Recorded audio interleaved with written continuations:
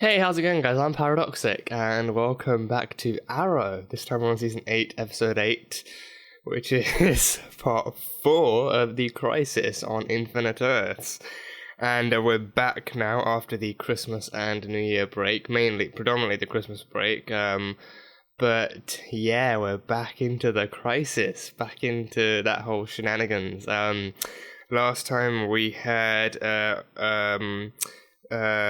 John and Mia and Constantine as well traveling to Earth 666, home of our very own Lucifer Morningstar, who is, I think, having these glimpses of different people on different Earths does in one way or another kind of confirm that they are part of the Arrowverse. Part of the Arrowverse to the extent that they are on a different Earth and they are being affected by the crisis, or they're being pulled into this crisis somehow, but they're not directly interacting with these shows just yet, which is good enough of a glimpse, I'd say.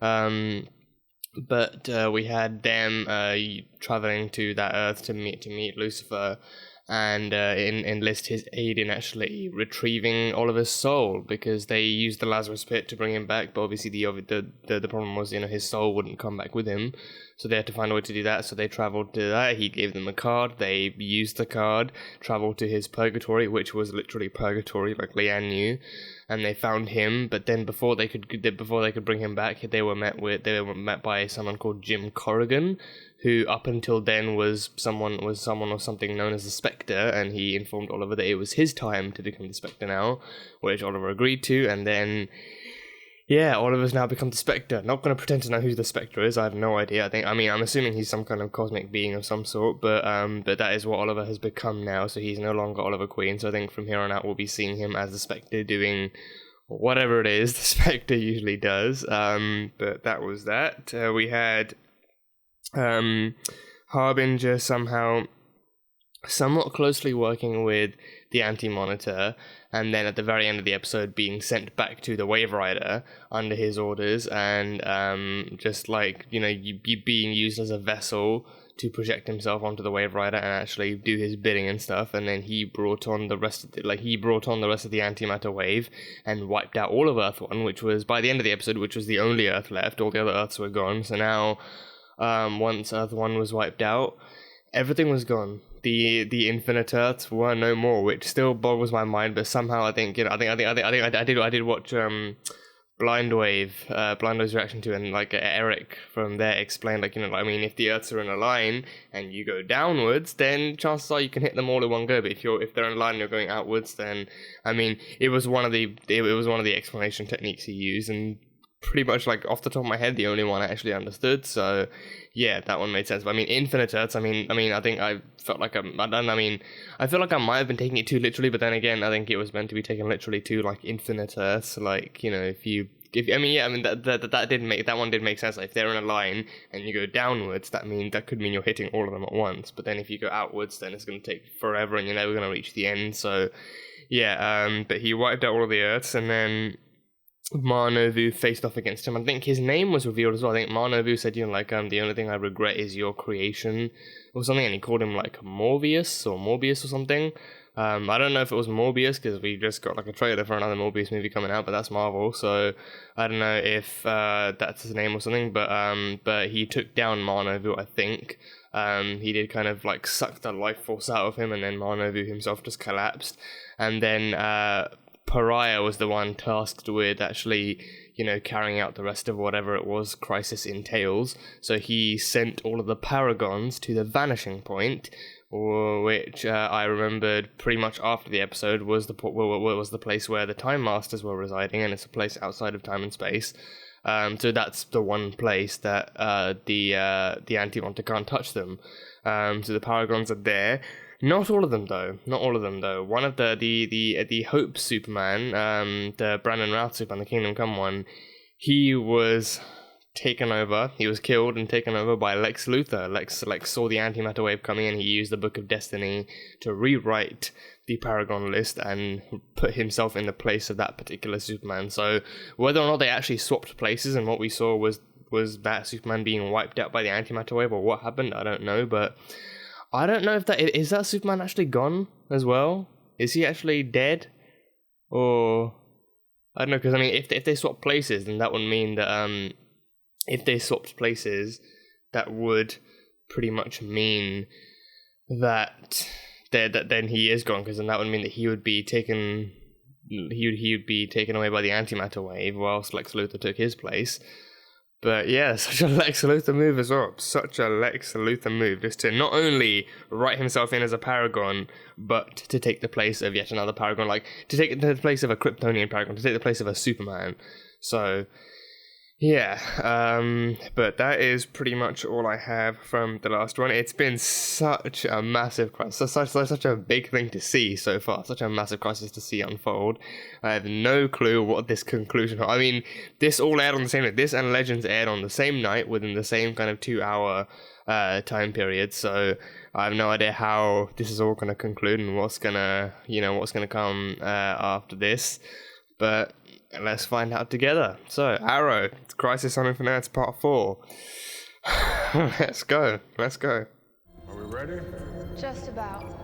Whoa, is that him? You better suit up. Is that Marno Vu? That's Marno Vu! And his wife, Marno Vu, and his wife. Well, he did say he had a family. My towering ambition has doomed us all. The Anti-Monitor. Wait, so he created him? Or he allowed him to exist in some way? Why couldn't I be trapped at the edge of eternity with someone possessing more than 200 IQ points? But I find douchebag to be the most descriptive. Yeah, douchebag is definitely the best way to describe him. AKA the Flash. We've lost too many good people already. Thanks for volunteering, Lex. Well, that's very cold. Is it because I killed your parallel reality cousin? No, it's because you're a dickbag. But also that, yeah. Whoa! Whoa! Wait, Flash! Flash! Oh, that's Ollie. That's Ollie fighting, and Slade. Yeah, and Raz. And Damien. Oh, he's become the Spectre. Oliver's become the Spectre. How do I beat him? Let's help. It's time to get your friends. Oh, so is he gonna help bring them all back? Especially like the Paragons? There he is. The key to saving you. Speed Force is the key. It's the key to saving everyone. Damn. Nice outfit. Very Sith.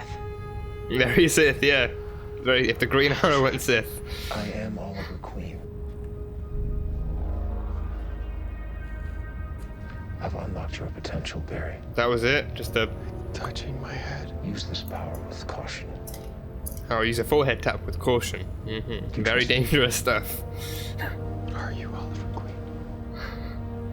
Yes. And no. Then I trust you with every cell in my body. Yeah, Good. it's always been the spirit of Barry and Oliver's relationship. Now run, Barry. Run. Whoa. Okay. Oh, that's cool. That's cool.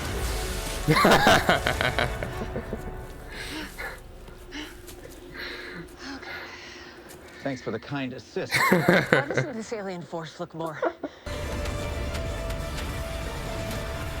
Whoa. Oh, damn. You're in the Speed Force, Barry. Oh, he is in the Speed Force. Yeah, you're not. Hello? What the hell is this? I'm asking myself the same question. No! Literally. No, this can't be happening. What are you doing here? Well, I'll tell you that when you tell me where here is. Is this cosplay? Oh, do you want to? I lost my pen. No, I'm sorry. We're not. No. Also, the Flash. You're also the what? The Flash? The Flash? He's Ezra Miller's Flash.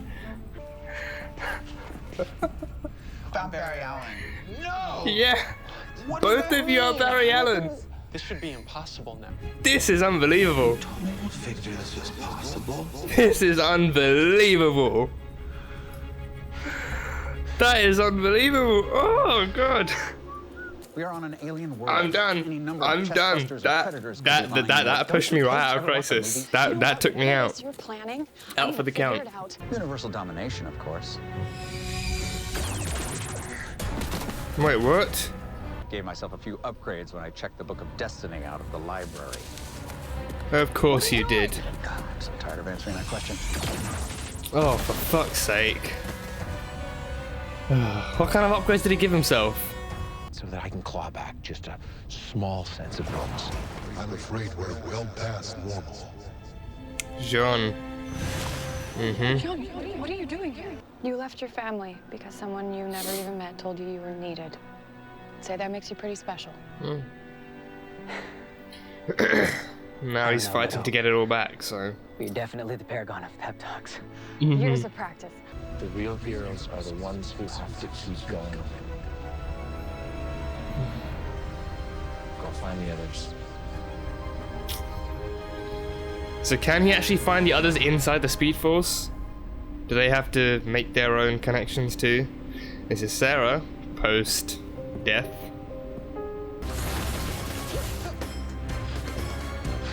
Okay. So he shows up. Oh boy. Yeah. I thought Sarah would be the one showing up for that one. So what do you say? Team up?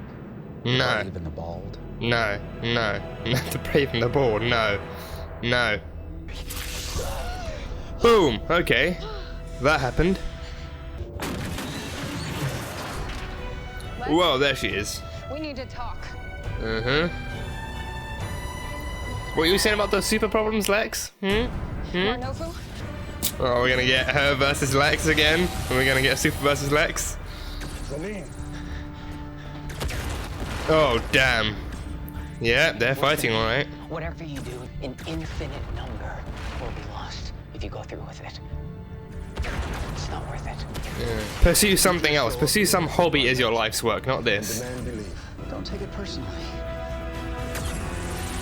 Oh, damn. Oh, so he has some kind of energy beam thingies? Ugh. You just ruined a perfectly good bad guy plan. You know that new guy? Perfectly good is debatable. Okay. Oh, were they all in the antimatter universe? Do you trust me? With every cell in my body. Yeah, with every cell in his body. Let's go. Let's do this. Time to take the fight to the anti-monitor himself. Oh snap! How is this gonna go? How is this gonna go? I mean, that's a full-on army. That is an army of shadow demons. Yeah. Oh god. Even Ryan's just going out there just punching them out. Damn. Okay. Yeah, he's got abilities. The Avengers need the Infinity Stones. The Arrowverse needs the Paragons. Whoa. Oh, the Spectre versus the Anti-Monitor. Oh, okay. Bring it on. So they take the Shadow Demons, the Spectre takes the Anti-Monitor. I can dig it. We're in the fight of our lives here. Yeah, this is the fight of their lives. Oh, come on, Spectre. Come on, Ollie. Come on, Ollie. I have no idea what to call him.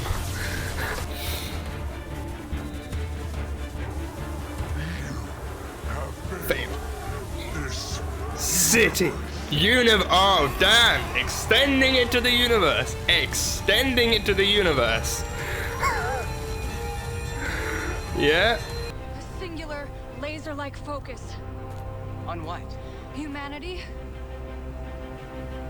On everything they lost. love, Yeah. destiny. Everything that makes up human. Everything that. Yeah. Oh, yeah. Oh, Jesus. They can't handle this. I can't take this. Yeah. Come on, Ollie. Survive this. Tell me Ollie survived that. Tell me Oliver survived that. Oh, not again. Come on. It's a new universe. A new universe? Small for a universe. Wait for it, Barry.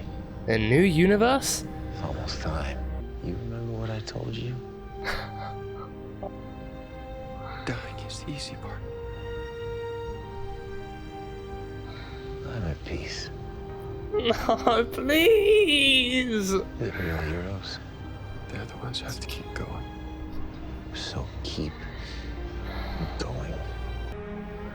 No, please, not again.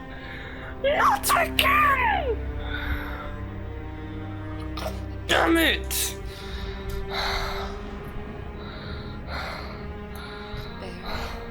Thank you, Oliver.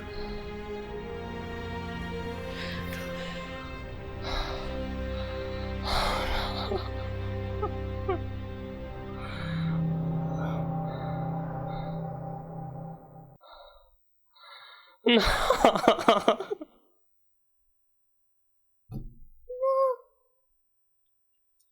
No. Oh God. Why did we have to lose him again?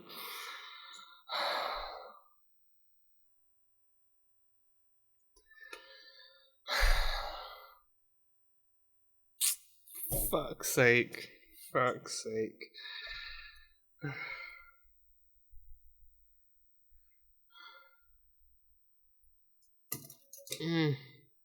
I'm done. I'm done. This is not how I thought things would end. This is not how I thought things would end. Oh God, okay. Oh jeez, that was a very, very heavy way to come back from the break. That was a very heavy way to bring us back into the crisis. But wow. But damn, okay, so, where do I start with this? So, we get some, we get a good enough. Oh damn, okay, we get a good enough look at exactly what the backstory to the Monitor and the Anti-Monitor are, and Marnovu, we saw him mention in the previous crossover, that in the previous episodes of the crossover, that he did have a family and a home that he lost because of the Anti-Monitor and everything he accomplished. What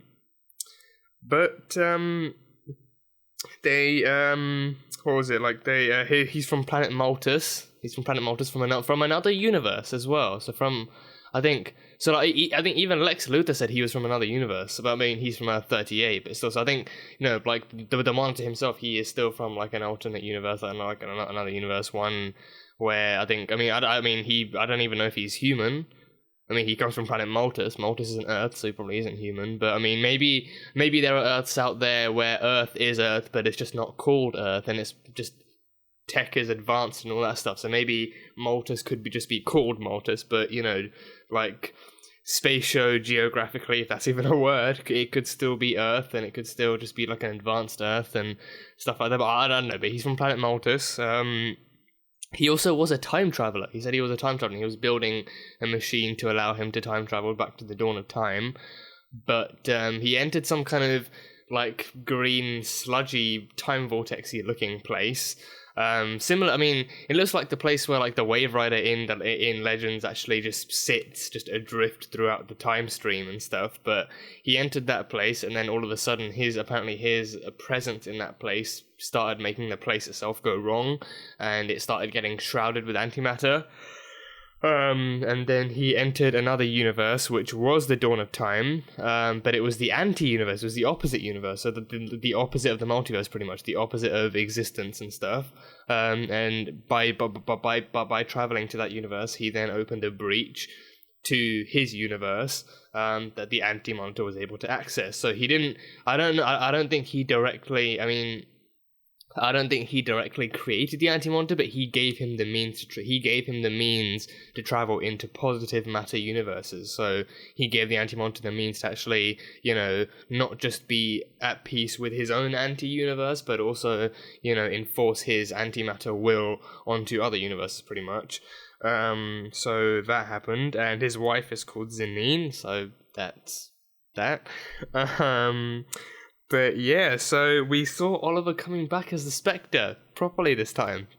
So he was kind of he was allowed to look back at his memories by Jim Corrigan, and specifically his fights, all of his biggest battles, like Damien, Slade, Prometheus, the Dark Archer, all of them, his biggest enemies, his biggest battles, looking back at all of them, and shown how, like, even how Corrigan said, like, every arrow he's fired, every punch, every kick he's landed, every battle he's ever fought has led him to becoming the Spectre. So he's been given that power to actually, you know, reunite the multiverse and actually reunite the Paragons and, you know, give them a sense of direction again by allowing them to go into the Speed Force. So I think it's still Oliver. I think it's Oliver, but it's an Oliver that's accepted. He is also something else now. So he has the powers and the mindset of the Spectre, and he has the memories and understanding of what it means to be the Spectre of Oliver. So that was cool. So they were trapped in the vanishing point for months, apparently. Like Ryan started off his little like letter writing monologue thing saying that they were trapped there for months, and Ryan himself, I think, put on the most amount of change. He grew a beard and everything else. Come on, Greenlight, show up properly. But yeah, so he put on a beard, and he said, you know, like the others were just doing their own thing. The, like, you know, Kate, I think, I don't know, I can't remember what Jean was doing. I think he was probably like meditating or something, but Kate was just training, still constantly pushing her body to the limits and training and stuff.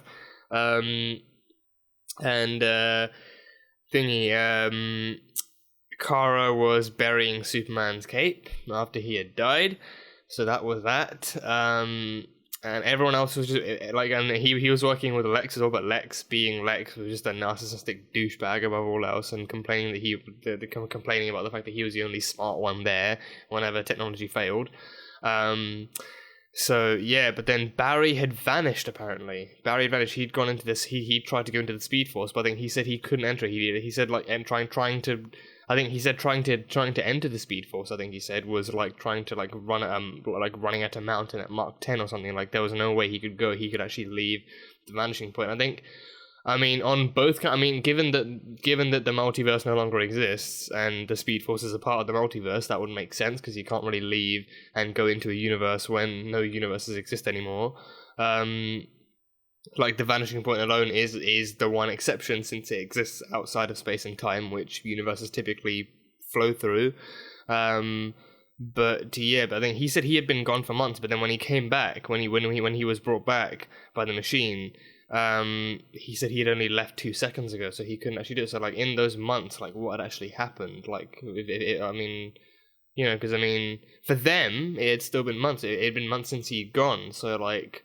But then for him, it was only like a few seconds. Like he ran out, but then he couldn't actually get into the Speed Force, and so he was sent flying back in again. So I don't know, but that was that. So then the Spectre came along. Oliver came along as a Spectre, and he gave Barry the forehead tap of power to actually give him the ability to enter the Speed Force, and not only him, but also bring other people into the Speed Force as well. So this one was different. I think, you know, I think he gave them the mission of actually, you know, finding their connections, finding their people, and actually, you know, finding themselves within the Speed Force and finding those connections.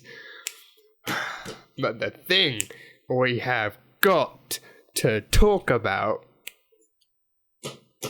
Ezra Miller's Flash. Ezra Miller's Flash showed up in the Speed Force. Not only in the Speed Force, he met Grant Gustin's Barry Allen. Like how the hell they managed to keep that under wraps so well, I have no idea. I applaud them for that. That is some Marvel Studios level secrecy that the CW has got going on. That is some Marvel Studios level secrecy they've got going on, because, like, you know, Ezra Miller himself said nothing. Grant Gustin said nothing, as understandably they wouldn't want to spoil that surprise about how the hell they managed to keep this under wraps. And oh god, like that is not something I took up. I mean, I heard the voice and I thought it sounded familiar, but I was like, it can't. I mean, it can't. I mean, I have like a hunch who it is because I've seen the movie, so it sounds familiar, but can't be him, can it? And then the camera flips round. And yeah, it is him. It is Ezra Miller's Flash. But, oh god, and the fact that they both actually entered the Speed Force. I mean, we've seen Ezra Miller's Flash actually talking about the Speed Force. It's like, you know, like a layer of dimensional reality that gives him his power and stuff, and, you know, allows him to burn off tremendous amounts of energy. Well, that's so we've seen him mention the Speed Force, but seeing the Speed Force in the movies is something that we've yet to actually see. But seeing him now actually conversing with another Flash, the Flash of another universe as well, that is amazing. And I think that is one of the things the Speed Force allows. It allows, you know, different speeds, like speedsters, to actually connect with each other through the Speed Force, because they all utilize its power. So, oh, that was so cool. That was so cool to see. I was caught completely off guard. I was caught off guard. I threw my pen against the wall, like off my desk, and that was. I can't handle that. I legitimately cannot handle that. That was beyond amazing to see. But yeah, I think it's not even a crossover I ever would have thought would happen. Like, and they're both just amazed. Like, you know, hi, I'm Barry Allen. Wow, okay, so what is going on here? We're both Barry Allen. We're both the Flash. We're both speedsters. What is going on here? And they're just like feeling each other's suits, and like, one's metallic and the other's soft, and. Oh, it's just amazing. It was just amazing. It was just amazing to see that unfolding. But yeah, damn. Oh god, that was beyond incredible. That was beyond incredible. But yeah, I think that like I don't know what that means for the movies though, because I mean in terms of the movies where we haven't. I mean, it's been. I can't remember the last time I heard about like some news about the Flash movie. I think last time I heard, I think they were kind of just like struggling to find a director, but I think I heard that they were making a Flashpoint movie so that they could reset everything or something along those lines. But I mean, I don't know how that actually works, because I mean, they've come out with other movies since then, so resetting everything would probably just bring everything back to the start. And I think, you know, would they have to reintroduce other characters? I don't know, maybe, because I think Robert Pattinson is the new Batman now, so I think having Flashpoint would kind of help to reintroduce him, as opposed to just bringing in a new actor overall and saying, yeah, this is Batman now. But then for other properties like Superman and Wonder Woman, and we've had Shazam and Aquaman coming out as well, so like, what would resetting do for them? I don't know, I mean, yeah, I don't know, it's kind of a rocky ride with the movies, it's a rocky road with the movies, but with the TV show, it's good that they're integrating other universes. They're actually using the multiverse to its full potential, showing that, you know, this is a multiverse. Other variations of these characters exist. Other like characters as a whole exist, and you know, it's something that they're doing a good job of actually showing off. But yeah, that is Ezra Miller's Flash and Grant Gustin's Flash interacting. That is something I needed for so long, but I never thought I'd actually get. So kudos to the writers and everyone involved in making that scene a reality. That was incredible. I think more than anything, I think like the main purpose of the Speed Force in this episode was to like I think, you know, the Spectre told them to like actually, you know, relocate their connections and forge them properly, and actually find their connections with other characters, and you know, all that sort of stuff. Because the Flash would have to find them all in the Speed Force in order to get them out and into the antimatter universe. So yeah, but then I think the Flash one, I think on the one hand it was just like a fan service cameo thing, but on the other hand it was also a good way to show that, you know, not only does the Speed Force give the species their powers, but it does also allow them to actually interact with each other and actually, you know, enlarge that universe, like showing them, like, you know, the Speed Force. Sure, there are other characters and other people within your own universe that have that power, but there are also speedsters in other universes powered by the same kind of energy and stuff. So, you know, just like letting them know that there are other versions of themselves. So Ezra Miller's Flash likely has a reverse Flash as well that we've yet to meet, and a Zoom and stuff. So, you know, I mean, how comic accurate they go with that is kind of like, you know, like yet to be seen. But I mean, likelihood is he does very much. I mean, in the movies we saw his father was still in prison, presumably for the same reason. So the reverse Flash has to exist in some way. So it's cool. It's a nice little nod, and it's a nice little kind of like, way of confirming it. Like, there are other universes, hence there are other Flashes, like literal Flashes, not just speedsters. There are other Flashes. So yeah, I'm still giddy from that. I'm just shaking on the inside. But damn, that was a very, very cool crossover to see. That actually wonder, like, do we have a Green Arrow in the DCEU? It would have been cool to see him. Like, I don't know how that would go though. Yeah, I think this one it was more focused on the Flash side of things, but in general, I think it would be cool to see like how that stuff is actually how it's actually executed, and see how it's like what other characters they can actually bring to the table. And like I was silly because like this one, it seems like they defeated the Anti-Monitor. Or at least Oliver did, which I'll get to that one in a minute. But it seems like it seems like the threat is over then, because the Anti-Monitor, it seems like he was killed by Oliver with a "you have failed this universe."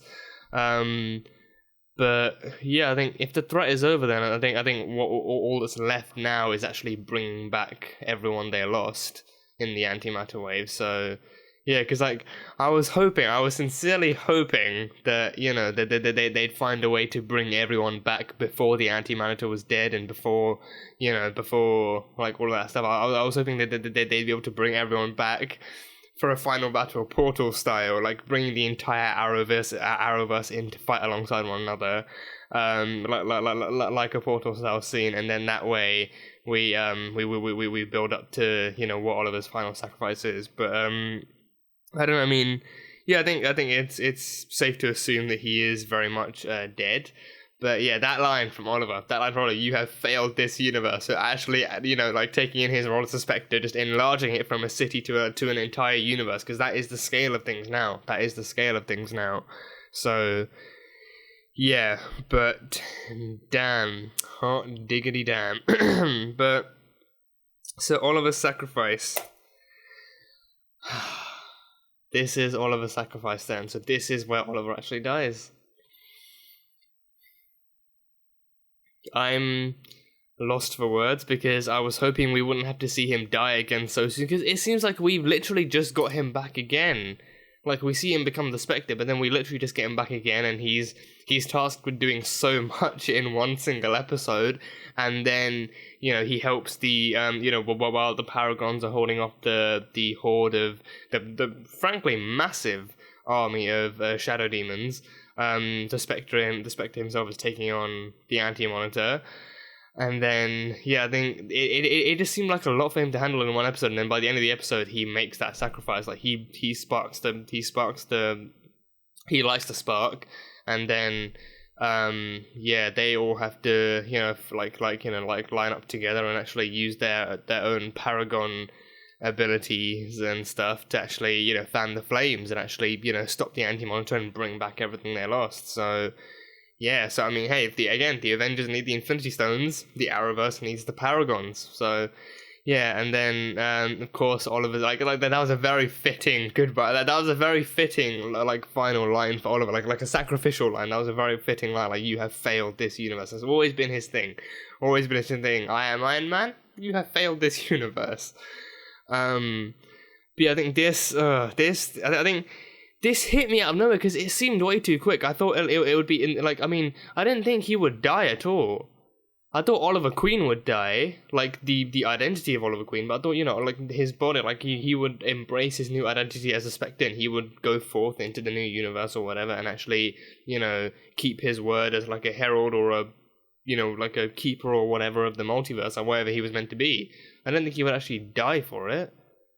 But damn, like, and it seems like he actually died as Oliver too, like not as the Spectre. Like he used like his abilities as a Spectre allowed him to make that sacrificial move, that sacrificial killing move against the Anti-Monitor. But then he actually lost that Spectre identity. But then he actually died as Oliver. So damn, and that goodbye to Barry and Sarah. I mean, I'm surprised Kara wasn't there because he didn't make that surprise. He didn't make that sacrifice for Kara and Barry, but Sarah and Barry, they were there from the beginning. They met him as Oliver Queen. They met him, and they carried through with their own hero identities and stuff. But I didn't think he'd actually die. I thought Oliver would die, but he would go on to live as a Spectre. I thought that was what it meant. Oliver Queen would die. The identity would die. He would have to fully embrace himself as the Spectre. I thought that's what that meant all along, but apparently not.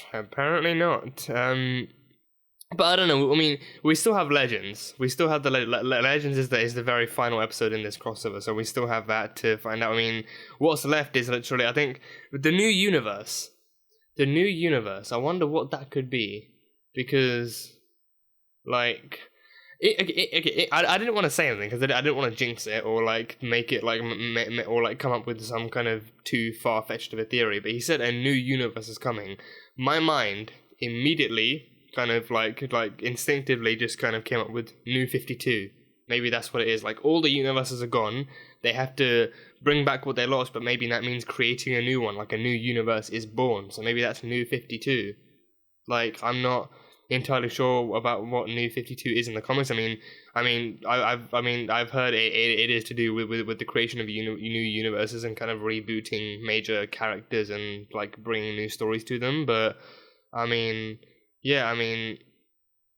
don't know, because I haven't read any of the New 52 comics. It's like hard for me to actually pinpoint what exactly it means. But I figured like he said new universe, and like my mind thought, well, like New 52, like a 52 Earths thing, or what's happening here?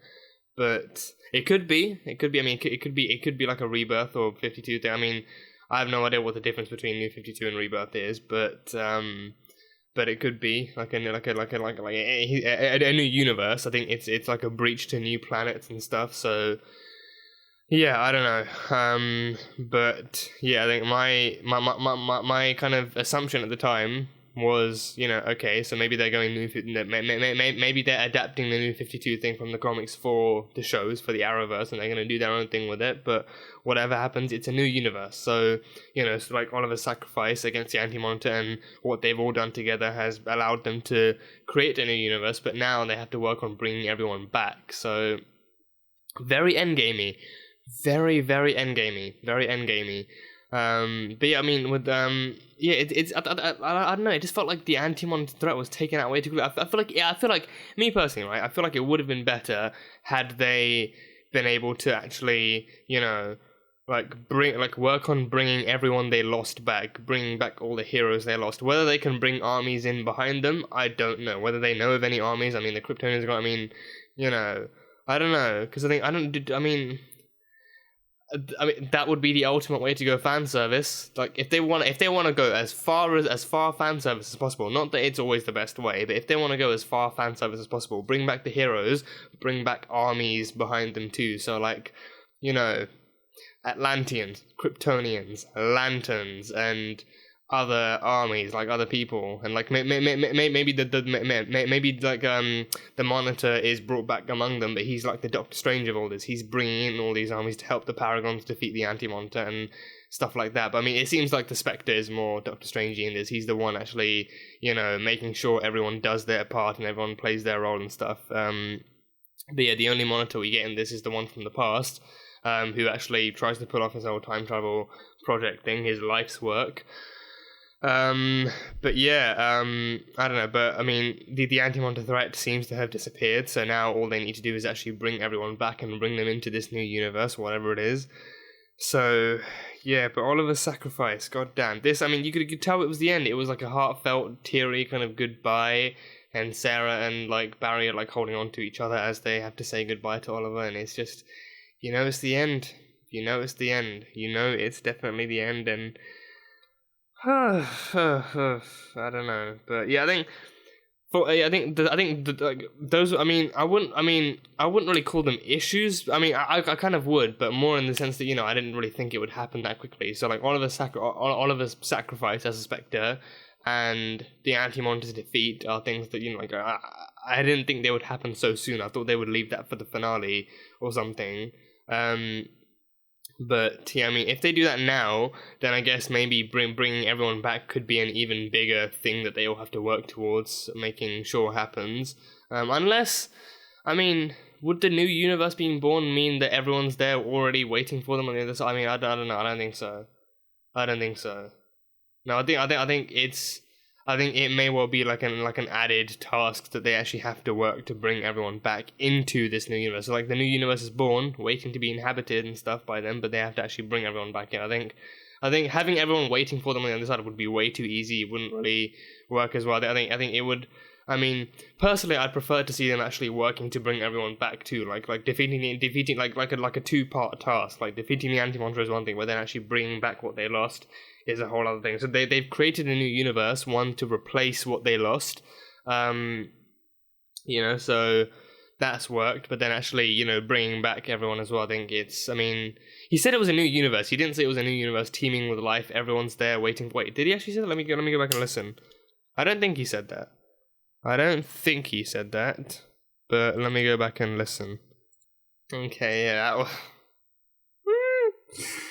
doesn't feel any better to watch it a second time round, but yeah, okay, so they so he did say he said it was an end and it was a beginning, so the end of the anti-universe presumably, and the end of like what they had, the original universe they had, and the beginning of a new universe that both of them were needed for.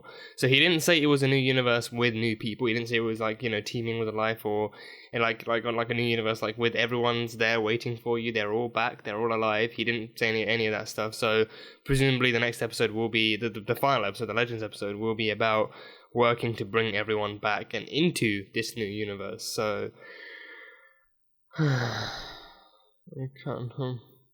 really wish, like, I could handle Oliver Queen dying, but then, I mean, I thought the common theory was, okay, Oliver Queen dies, the Spectre is born, he has to become something else. Oliver Queen, his identity dies, he made that sacrifice play, so I think, from that standpoint, it makes sense that it would take a lot out of him, and it might even push him towards the edge of death, but I don't think it would actually kill him. I thought he would just live on to be the Spectre.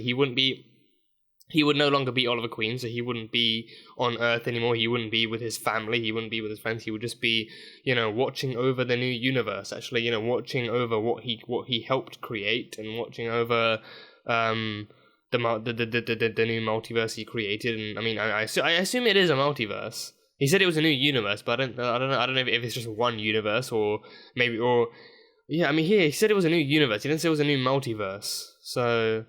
I don't know, maybe, I mean, if that's the case, then maybe the new 52 thing isn't so plausible, but I mean, it is something he still helped create, so it is still something he helped create, so I figured, you know, the way they go with this might be that he actually monitors it, he watches over it as he's supposed to, and he actually, you know, makes sure it comes into fruition properly, and all of that stuff, so...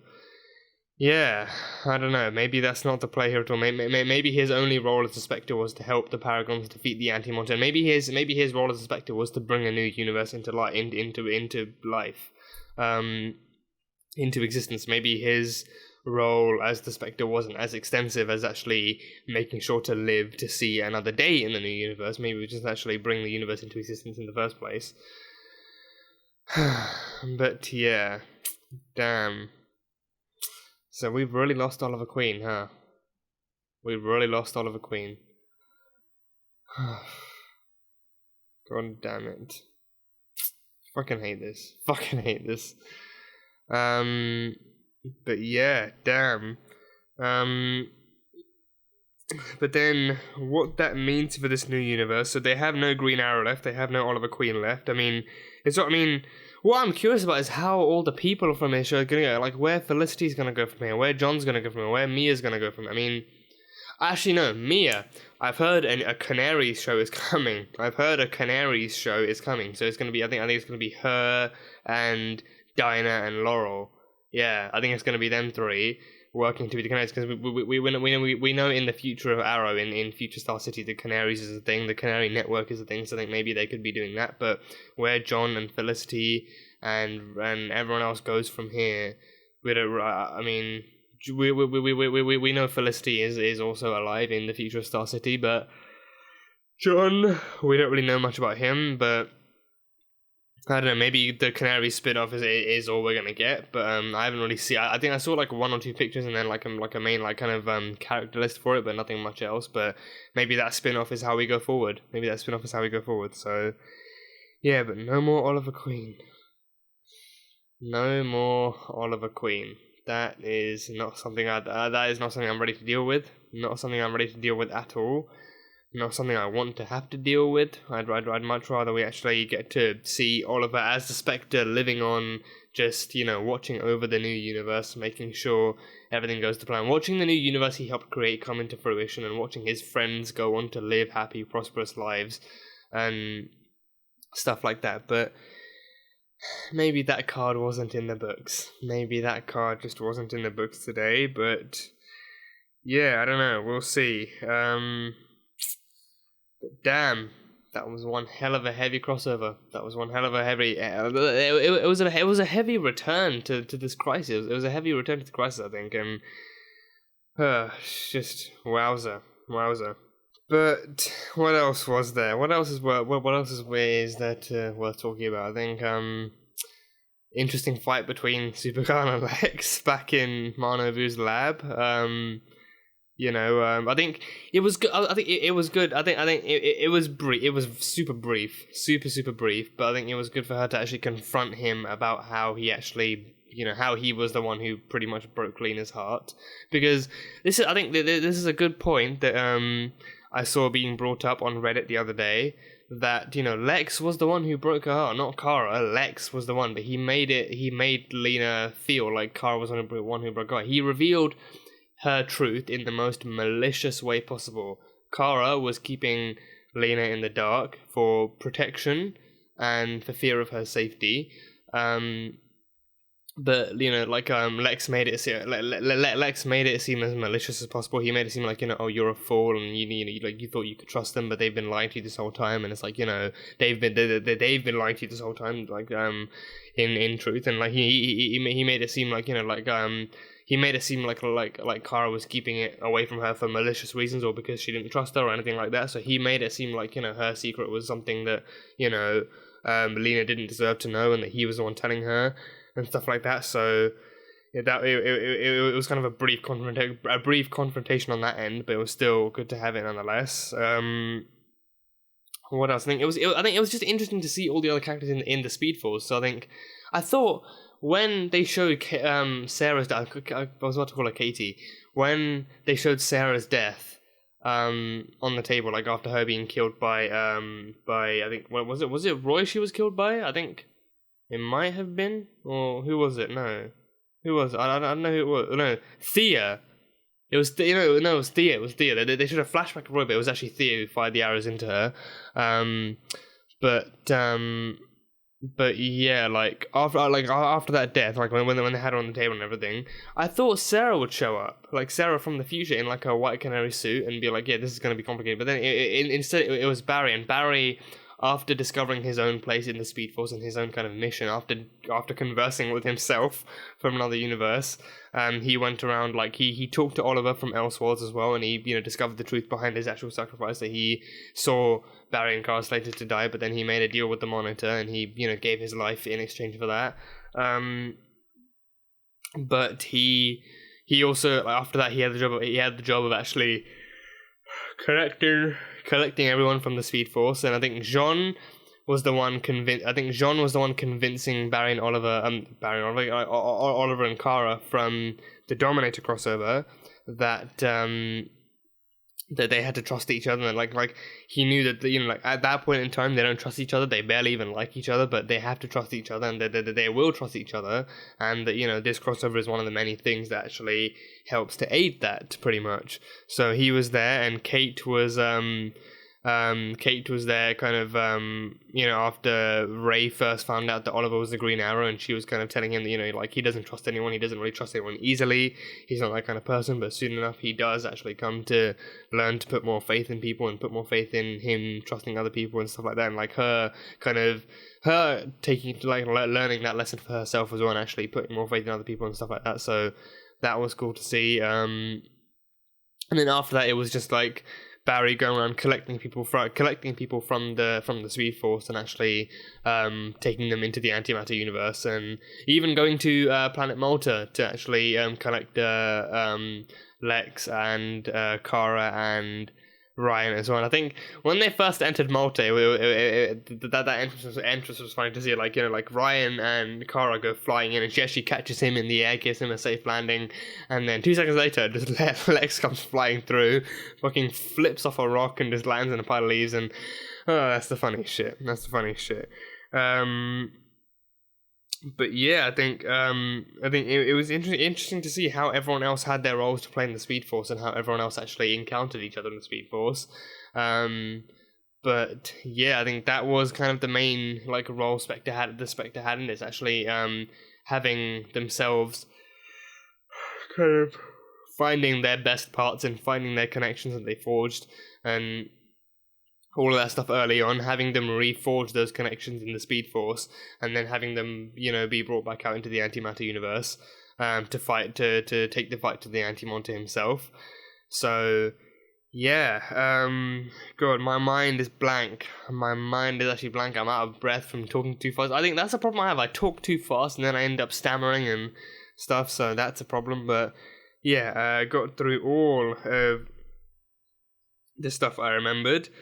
Is there anything else? Is there anything I'm forgetting? Stuff I always forget. My mind is way too blank. My mind is almost fried from everything I've had to process from this episode. Again, this was a heavy return from the break. This was a heavy return from the break. I know a lot of people. I mean, I was among the people waiting anxiously to see how this crossover would conclude. But it was a heavy return. I didn't think things would go down this heavily, this quickly.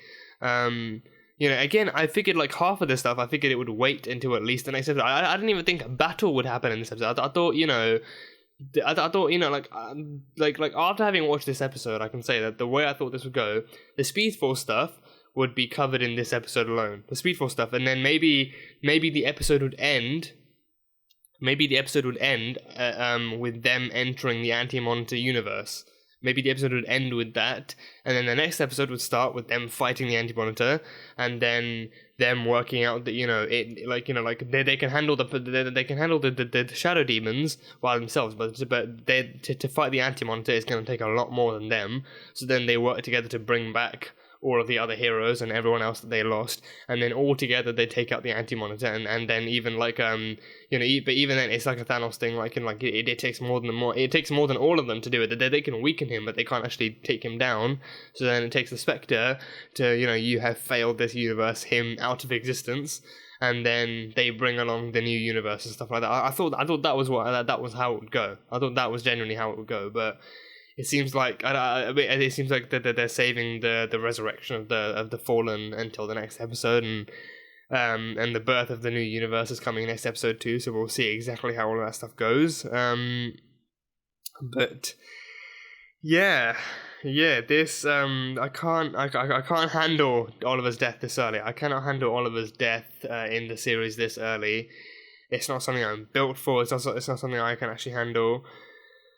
But it's something that's happened nonetheless. That was one emotional goodbye. That was his actual final real goodbye too. That was his real goodbye, I feel. He's not coming back, not as Oliver, not as a Spectre. That was his actual final sacrifice. He in order to make his final stand for real, he had to die, but then be returned as a Spectre. He had to do that had to happen. So yeah, but I wonder, right? Had Barry and Sarah, had Barry and Mia and everyone else been talked down from resurrecting Oliver, would that same thing happen? Because when they die, obviously, because like when he died, the same thing happened to him presumably that happened to Sarah. Like the body and the soul were split apart. The body sent to one place. The body still kept in its material existence. The soul sent to another place. So him being brought back with the Lazarus pit, it meant that his soul didn't come back. So had they not resurrected him at all, had they not resurrected him in any way, would his soul still be in purgatory? Would he still be met up? Would his soul have still met up with Jim Corrigan, him becoming the Spectre? And maybe would his soul then still meet up with Jim Corrigan? and then him accepting his fate as a Spectre, would he still have been brought back? Maybe his body would vanish, and then he'd retake his original form as Oliver, and he'd still be the Spectre. Would all of that still happen? Had they not tried to resurrect him, would all of that still happen? Or was his resurrection the only thing that actually allowed his Spectre soul to enter his Oliver Queen body? Is that, like, what happened there? Like, had they not resurrected him, would all of that stuff still take place? I guess is my main question about that. But I mean, I guess so, because if it's a Spectre, he would still need a body to actually inhabit it. So I think maybe he'd re-inhabit his old body, or his body would be, you know, vanished and then rebuilt as a Spectre, like rebuilt to suit his needs. But I think one thing I loved about this, they kept his suit around. But you know, like Ryan Choi said, like it was a nice new look he was going for, like almost rocking like a Sith look. But I think they kept his suit, and they kept his inner vest around, his inner leather green vest. But then they gave him like almost like robes as well. Like it was either like a robe, like a green robe with a hood, or it was like a cloak with a hood. But either way, it was something like a long green coat or cloak or something with a green hood. So that look for him as a Spectre was on point. The design for that suit was on point. So keeping the green, keeping his vest that he was born into as a Green Arrow, and then keeping his robe as a Spectre as well. That was pretty cool. What else did we have?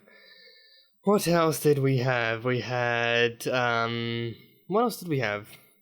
I think what interested me was the fact that, you know, everyone, I think, when they were in the Speed Force, I think, in terms of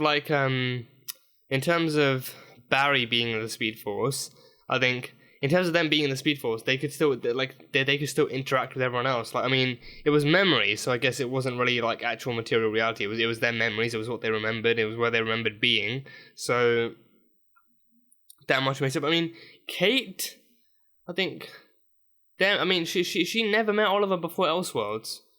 No. So how she would show up in Palmer Tech at that time, Palmer Tech, with older Oliver, with an old Oliver Queen and a Ray Palmer, like, how that would work? I don't know. I mean, because she never had. I mean, if they were going through memories, like, it would make more sense. I mean, it would make more sense. I mean, yeah, because with John, he knew Kara anyway, so, you know, it would make sense for him to meet up with Kara, and then and Oliver with the Dominators crossover, because he knew Kara, so it would make sense for them. But then for Kate, it would make more sense for her to meet him on, like, the rooftop or something. Like, it would make more sense for her. It would have made more sense for her to meet him and Barry and Kara on the rooftop where they all met, when she bailed them out of the jail, when she took them to the roof and gave them the Wi-Fi password and everything. Like, it would make more sense for her to meet them there. But then instead, she met him when in Palmer Tech, when he was talking with Ray about being the Green Arrow. That much didn't make sense. I mean, I guess the theme of that was trust. I guess, like, you know, like, Ray didn't really trust Oliver after finding out that he was the Green Arrow and stuff like that, and then, you know, like, Oliver was convincing him to trust Felicity and trust her faith in him, and then, you know, like, Kate was going on about, you know, how she doesn't really trust people, and, like, you know, she's kind of learning to trust people more from Oliver and stuff. I guess that kind of makes sense. But yeah, I think scenery-wise, like to time and scenery-wise, I feel like it would have made more sense for her to actually meet him on the rooftop when he was with Barry and Kara. Because again, if the theme was trust, then, you know, it would be like, you know, how it would be better for her to explore how, you know, when he first met Barry and Kara, he didn't trust them either. Like, when he first met Barry was lying about what he was really doing there. Like, his captain had no idea he was there. He was there investigating the impossible, and pretty much. And Kara, because she was also an alien, he didn't really trust her very much, given the threat that they were up against at the time. So that way, it would make more sense. But for her to just randomly show up at Palmer Tech, with Ray and Oliver, that one didn't really make much sense to me, and especially because he wouldn't really recognize her either. Like, I think if it was later on, like, you know, they had already met Kate, so they would all recognize her at that point. But yeah, I guess that one didn't really make much sense to me. But I guess if the theme was trust, then I don't know, they made it work somehow. But yeah, that is pretty much all I have for this one. My brain is fried. I need to go you know, recharge myself before I finish off with Legends. But yeah, that is pretty much all I have from this one. So a very, very heavy return to the Crisis crossover. Not as heavy as I expected it to be, but we'll see how everything is properly concluded in the next episode, and how heavy the next one might be as well. I think if this one is this heavy, I guess bringing everyone back would be a heavy task as well. And actually, you know, bringing in the new universe is going to be a heavy task to complete as well. So we'll see exactly how the stuff goes. But yeah, this seems like the end for Oliver Queen.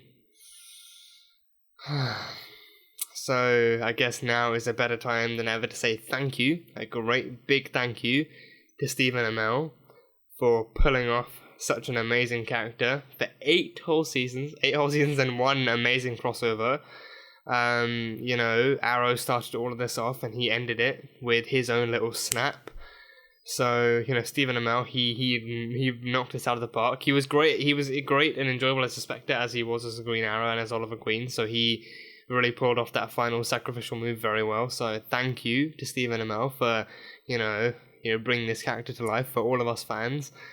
But yeah, that is pretty much all I have for this episode. So I'll see you guys in the Legends crossover. But yeah, that was Arrow, Season 8 episode. And the finale of Arrow, the series finale of Arrow is a crossover episode as well. So that alone is mind-blowing. But yeah, so that was Arrow, Season 8, Episode 8, titled Crisis on Infinite Earths, Part 4. So thank you guys so much for watching this video. If you guys enjoyed it, then salt and burn that like button. Comment on what you thought of the episode and what you think of this entire of this crossover so far, and what you think of that cameo, that cameo, and all of the sacrifice and everything that went down in this episode. Let me know what you thought. And yeah, that is it. So I will see you guys next time.